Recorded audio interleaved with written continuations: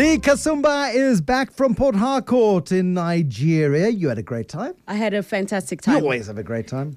Enlightening. I learned a lot. I think when you read about something and when you experience it, it's totally different. And Port Harcourt was an eye-opener, definitely. In what respect? I think firstly, and I fully understand why they call it the Garden City. It's extremely lush. Secondly, if I were to compare it to to a city like in South Africa, it would be Durban. It's developing, it's a bit chilled, but there is a lot happening. And then thirdly, I was quite impressed to see all the different international investment within Port Harcourt, because we always think of Lagos and Abuja, and Port Harcourt is not always spoken about in that regard. So it was quite interesting. Do you see big brands? Do you see a presence of big international brands? You see a presence of big international brands, specifically Seat Nigeria Limited, and Seat is a Belgian company. Yeah. And then we saw a lot of spas, which was quite good to see. And then you see a lot of other international brands, but I think it's because that's where you find a lot of oil plantation. The oil is there, the palm oil plantations, and rubber as well. So because of that, because it is resource rich, you do find a lot of international brands there. Tell me about Nollywood. You were blown away. I was blown away by Nollywood. So we got to have a conversation with Godwin Uche Precious, who was the founder of Magic Brush International Film School.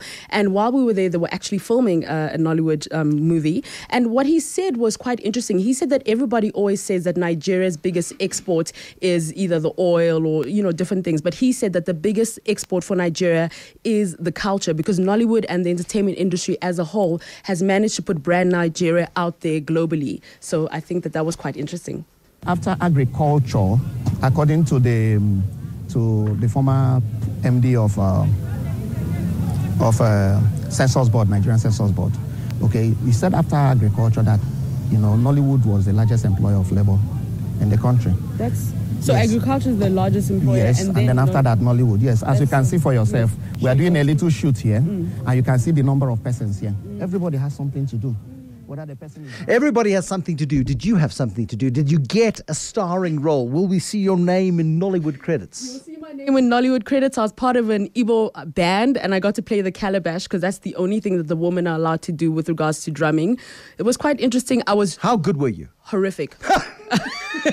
I was told for the first time in my life that I have no rhythm, so I went back very outrageous. And I think just to add, one thing that he did say about Nollywood that was quite interesting was the fact that they are the second largest employer of people within Nigeria. That's according to the census that came out.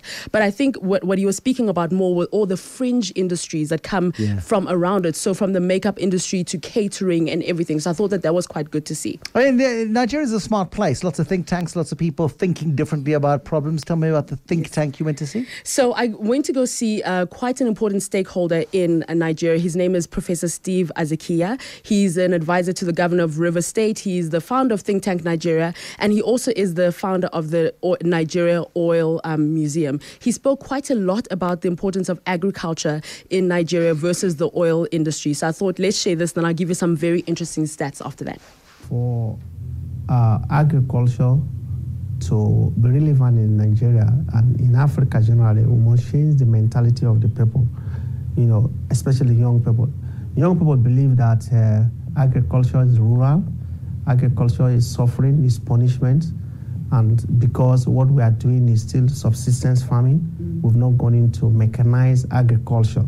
In America, people are proud, young people are proud to say, I'm going into agriculture. Big businesses say, we are going into agriculture. In Africa, especially in Nigeria, people think of commerce. They want to go into buying and selling, trading. Everybody wants they go into the oil sector, and the oil sector can take limited amount of people. If you have a population of 200 people and everybody wants to go into the oil industry. And that's been the big problem for Nigeria for so long, is everybody wants to go into the oil industry, isn't it? Everybody does. And in the oil museum, we went to go see some of the stats behind the Nigerian oil industry and how it's affected the agriculture industry. So just a brief history. In the 60s, oil was relatively insignificant in Nigeria.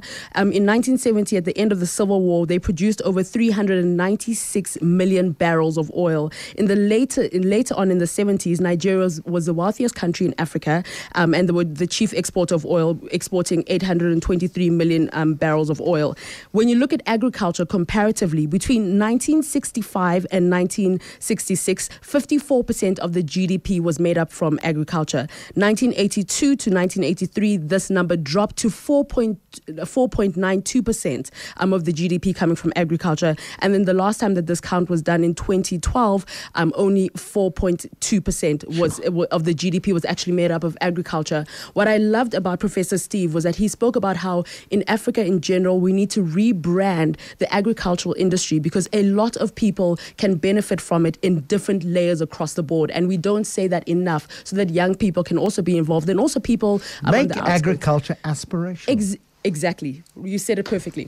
Nika Sumba, thank you very much. Africa Connected with Standard Bank gives you trusted insights into the endless potential of Africa's markets. Nika Sumba has been in Nigeria and Port Harcourt. You can catch up with her on africaconnected.co.za.